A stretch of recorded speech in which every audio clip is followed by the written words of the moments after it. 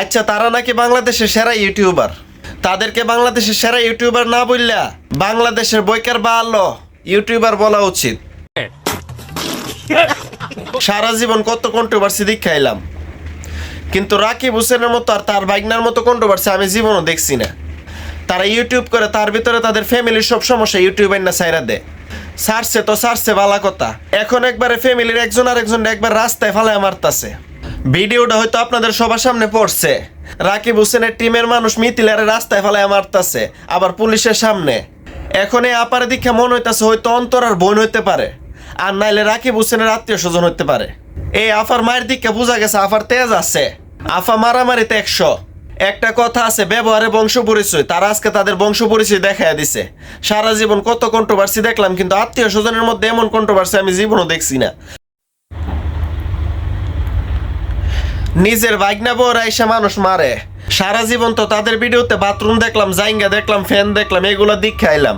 এগুলা দিয়া দিয়া তারা সেরা ইউটিউবার হয়ে গেছিল বাংলাদেশের। এখন ভাগনার বউরা মায়ের আরো সেরা ইউটিউবার হয়ে গেছে। এখন তো শুধু বাংলাদেশে না, বাংলাদেশের বাইরের মানুষ দেখলেও কইব তারা হলো সেরা ইউটিউবার। ফ্যামিলির মধ্যে ফ্যামিলি ঝগড়া করে। একটা কথা আছে, মানুষ অনলাইনে যেটা দেখে এটা মানুষের অরিজিনাল লাইফ না। তাদের ভিতরে একটা লাইফ আছে, জীবন আছে। আজকে তাদের ঝগড়া দীক্ষা বুঝা গেলাম, তারা দেখতে খানদানি কিন্তু ভিতরে কম দামি। আচরণে বইলা দিছে তারা কেমন হইতে পারে। নিজের সংসারের মধ্যে মিল নাই, তারা নাকি হয়ে গেছে সেরা ইউটিউবার। আচ্ছা, এটা মাইনা নিলাম সংসারের মধ্যে মিল নাই, এটা পার্সোনালি থাকে, সবারই পার্সোনালি থাকে, কিন্তু তারা তো এটার একবারে পাবলিক করে দিছে। পাবলিক তো করছে, এখন একবার মারামারি পর্যন্ত লাগতেছে। বাহ বাহ, সেরা ইউটিউবার। তোমরা বাংলাদেশের উন্নতি করতে করতে একবার বিদেশ নিয়ে যাইবা। তো সমস্যা নাই, করো করো, কিছু হইতো না। আমরা তো শ্রোতা মানুষ, আমরা বিনোদন নিমু, তোমরা ভিডিও করবা। আর ভিডিওটা ভালো করে হয়েছে না, আর একটু চুল টানানে বেশি করবা, বেশি করে করবা, যাতে চুল টুল ছিঁড়ে। একটু জটিল হইলে আমরা ভিডিও করতেও ভালো হইব, একটু জটিলভাবে করেন।